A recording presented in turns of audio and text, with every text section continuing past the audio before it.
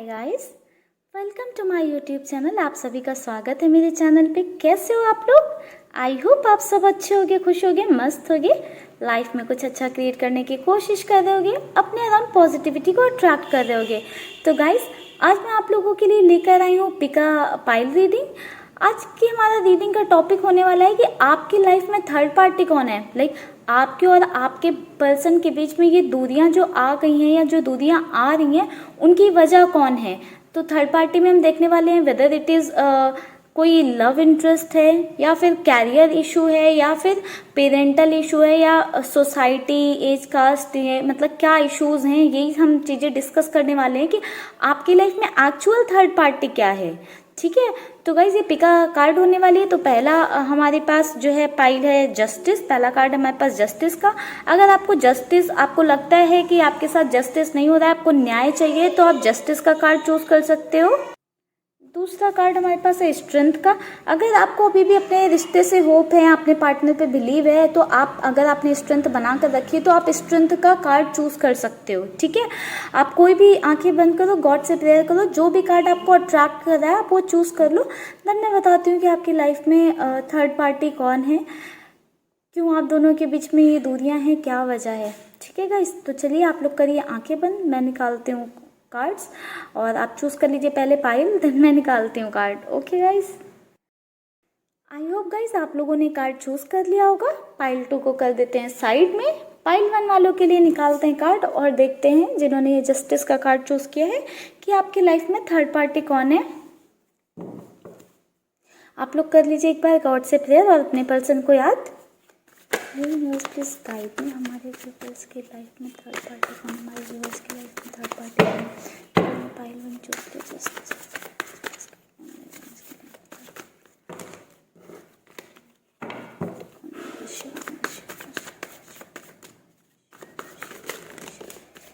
बहुत ही distorted energies हैं,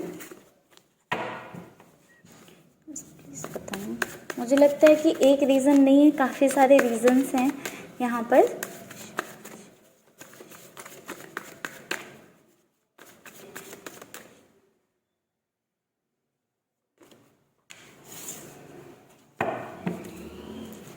nine of pentacles,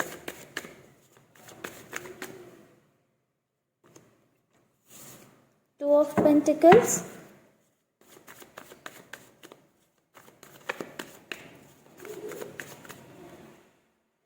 nine of pentacles, to of pentacles, 10 of pentacles,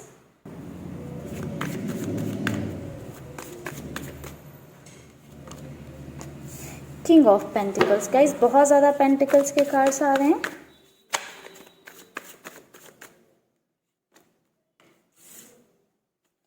nine of wands,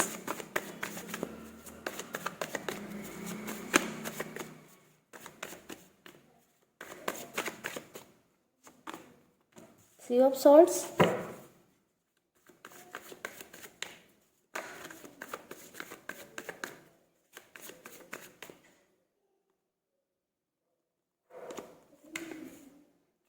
seven of pentacles,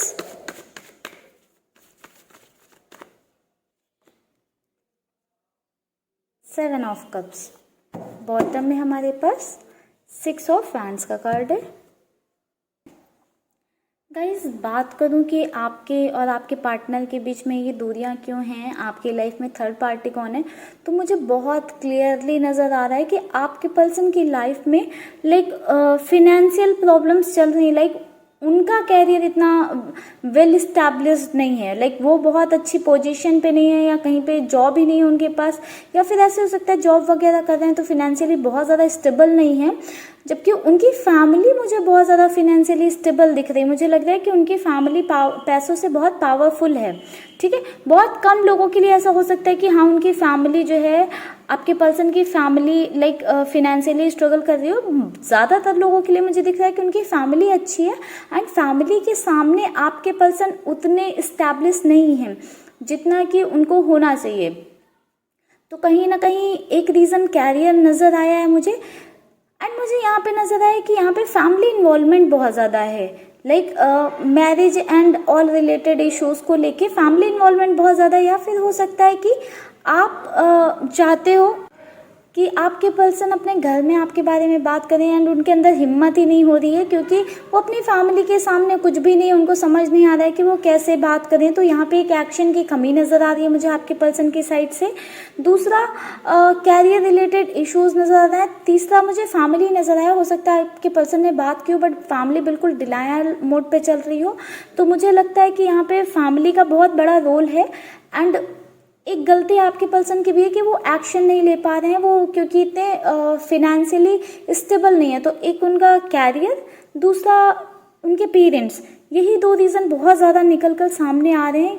इन्हीं दो reason की वजह से मुझे लगता है कि आपके पर्सन और आपके बीच में दूरियां आई हुई हैं।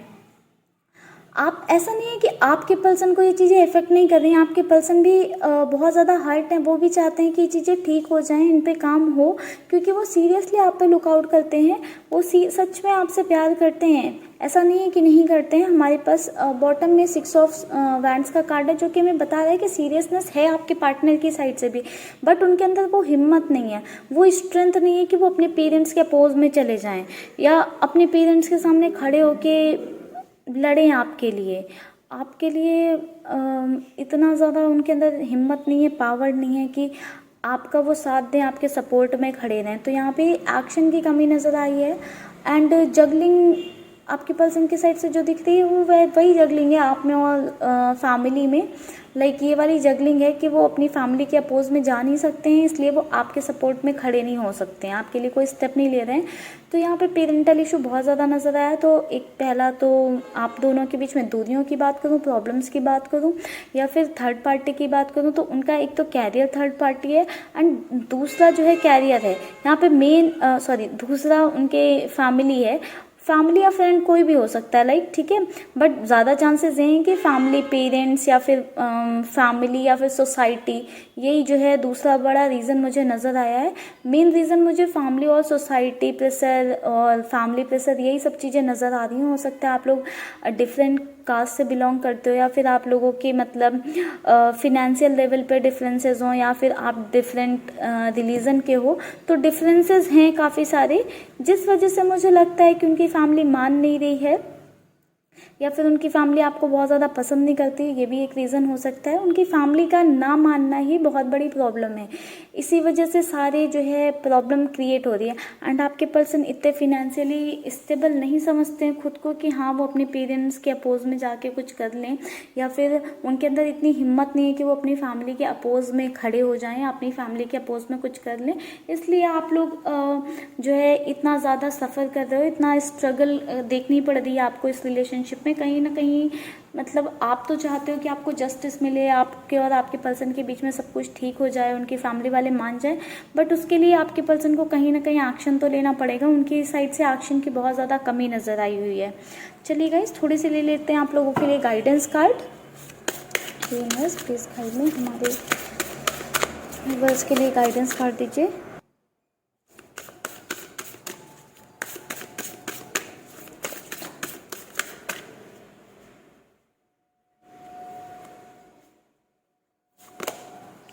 Believe in the impossible. Guys, अगर आपने होप छोड़ दी, आपको लग रहा है कि ऐसा पॉसिबल नहीं है, तो बिलीव इन द इम्पॉसिबल। आपको बिलीव करना होगा, जो आपको लगता है कभी नहीं पॉसिबल है, बिल्कुल हो ही नहीं सकता है, वो भी पॉसिबल है। तो बस यूनिवर्स पे ट्रस्ट करें, मैनिफेस्टेशन करते रहें। हो सकता है अभी आपके पर्सन एक्शन नहीं ले रहे हैं, या फिर एक्शन नहीं ले पा रहे हैं, या उनके अंदर इतनी हिम्मत नहीं आ रही। क्या पता आप मैनिफेस्टेशन वगैरह करो और वो असर कर जाए, और आपके पर्सन के अंदर इतनी हिम्मत आ जाए कि वो आपके लिए स्टेप ले सकें।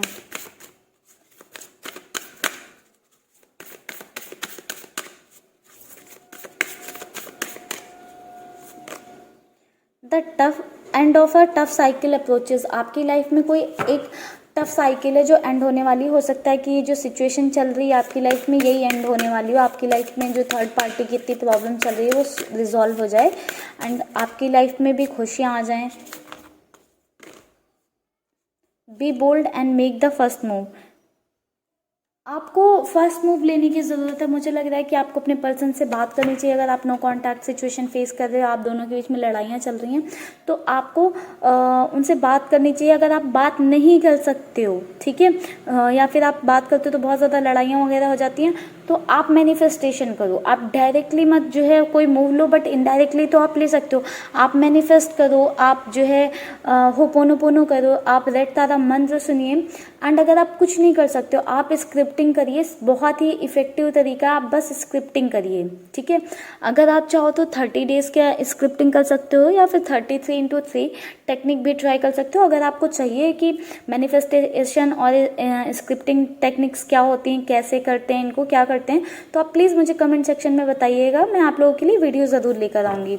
बॉटम में हमारे पास कार्ड है सरेंडर टू द डिवाइन। आपको डिवाइन पे सरेंडर कर देना। वही मैं कह रही हूँ, आप मैनिफेस्टेशन करो, स्क्रिप्टिंग करो, आप डिवाइन पे सरेंडर कर दो। जो चीज़ें इम्पॉसिबल है ना आपकी लाइफ में, सब वो पॉसिबल करेंगे, सब यूनिवर्स पॉसिबल करेगा, ठीक है। गॉड पे फेथ रखें, यूनिवर्स पे भरोसा रखें, ट्रस्ट रखें। आप जो भी चाहते हो वो सब आपको मिलेगा। आपको क्या करना है, बस आपको भरोसा रखना है। तो चलिए गाइस, पाइल 1 वालों के लिए रीडिंग को करते हैं यहीं पे क्लोज। मिलते हैं पाइल 2 पे। बाय बाय गाइस, आप सबको ढेर सारा प्यार, ढेर सारी ब्लेसिंग्स मेरी साइड से। अगर आपने पाइल 1 चूज किया था एंड रीडिंग आपसे रेजोनेट नहीं हुई, तो आप पाइल 2 भी देख सकते हो, ठीक है गाइस। जिन्होंने पाइल 2 स्ट्रेंथ का कार्ड चूज किया था, चलिए निकालते हैं उनके लिए कार्ड। गाइस आप लोग कर लो गॉड से प्रेयर, अपने पर्सन को याद कर लो। देन हम देखते हैं कि आप लोगों के बीच में ये दूरियां क्यों हैं, किस वजह से आप लोग अलग हो, कौन है आपकी लाइफ में थर्ड पार्टी। लाइक कोई लव इंटरेस्ट है, या फिर कैरियर है, या फिर पेरेंटल इशू है, या फिर सोसाइटी वगैरह का प्रेशर है। तो चलिए गाइस, आप लोग अपने पर्सन को याद कर लीजिए। ध्यान रखिएगा, एक पॉजिटिव अप्रोच के साथ याद करना, और गॉड से प्रेयर कर लीजिए जिनको भी आप मानते हैं।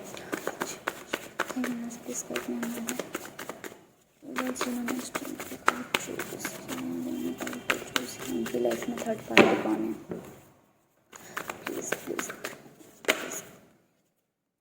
पहला ही कार्ड हमारे पास आ गया जजमेंट का। यूनिवर्स इस टाइप में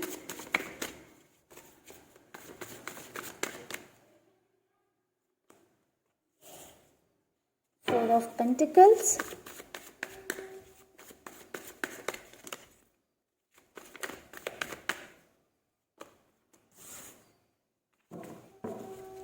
eight of cups,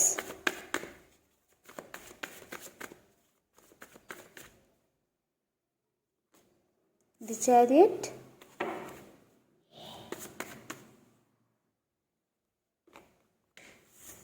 the lovers,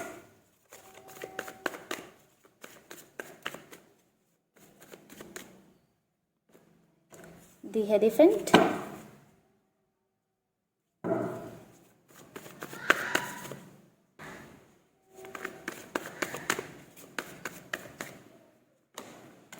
to of pentacles,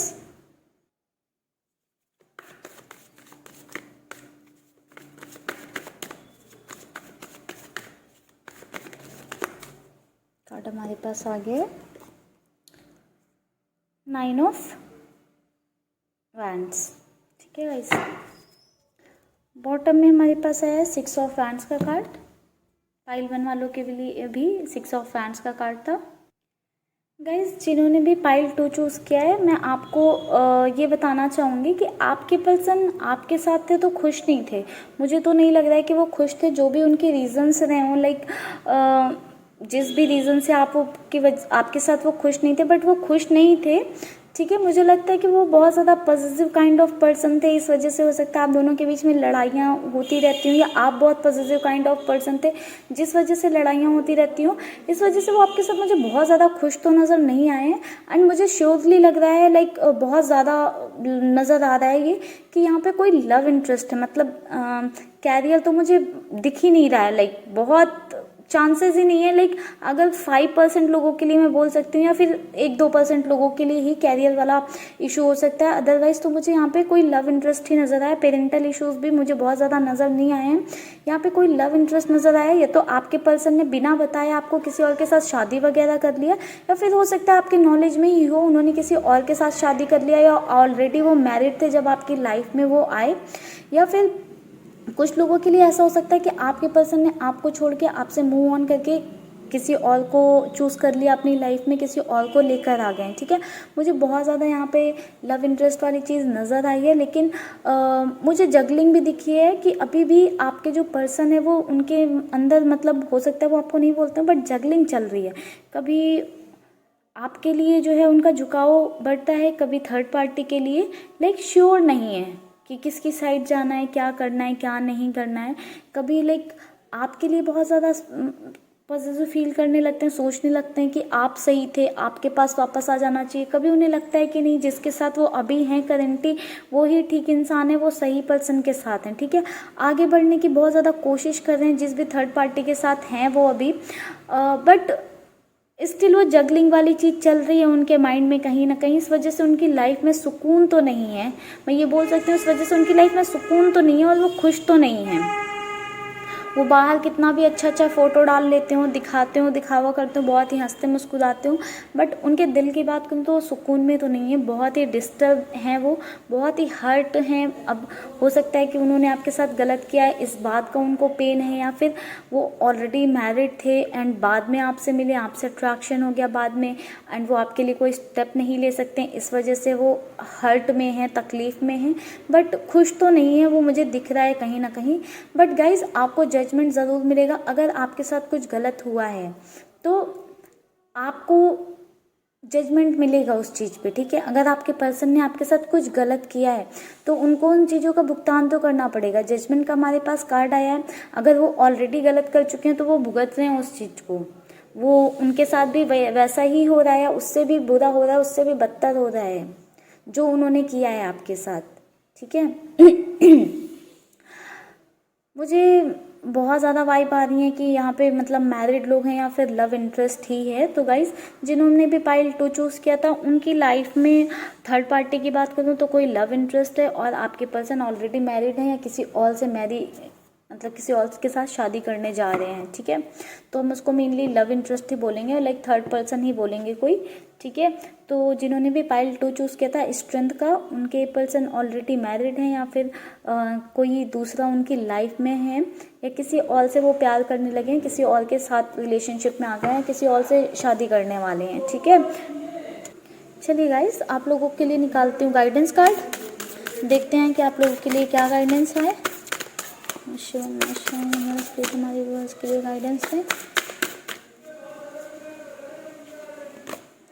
a new start is coming guys, आपकी लाइफ में एक न्यू स्टार्ट आने वाली है। हो सकता है कोई न्यू पर्सन आने वाला हो आपकी लाइफ में, या हो सकता है कि आपके जो पर्सन है वो आपसे दूर हो गए थे या आपको छोड़कर चले गए थे, तो वही वापस आ जाए और आपकी लाइफ में एक न्यू स्टार्ट आ जाए, ठीक है।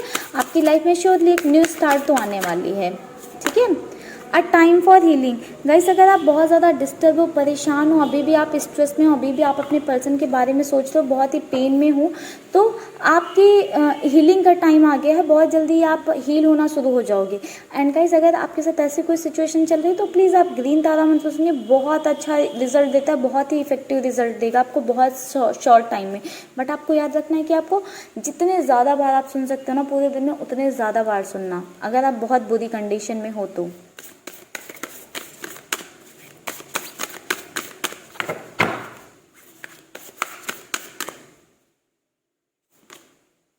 You are very close to achieving your goal. Guys जो भी आपकी लाइफ में, आपकी डेस्टिनी में आपके लिए लिखा हुआ है, आप बहुत क्लोज हो उस चीज़ के, बहुत क्लोज हो, तो प्लीज़ आप पॉजिटिव रहें, एक पॉजिटिव माइंड सेट के साथ काम करें, अपने आप को पॉजिटिव अफर्मेशन दें, पॉजिटिविटी अपने आप को दें, पॉजिटिव रहने की कोशिश करें। आपकी लाइफ में जो आपके लिए बना, जो आपकी डेस्टिनी में है ना, बहुत जल्दी आपको मिलने वाला है, ठीक है गाइज। तो बॉटम में है the energy is gaining momentum, बहुत हाई पीक पे आप लोगों की एनर्जी रहने वाली है। तो प्लीज़ गाइस पॉजिटिव रहें, मेरी इस बात को ध्यान रखिए कि आपको पॉजिटिव रहना ही रहना है, ठीक है गाइस। तो चलिए गाइस करते हैं आज की रीडिंग को क्लोज। अगर आपको वीडियो पसंद आए तो प्लीज़ वीडियो को लाइक करें, चैनल को सब्सक्राइब करें, अपने फ्रेंड्स एंड फैमिली में शेयर करें। Bye bye guys, take care. आप सबको ढेर सारा प्यार, ढेर सारी ब्लेसिंग्स मेरी साइड से।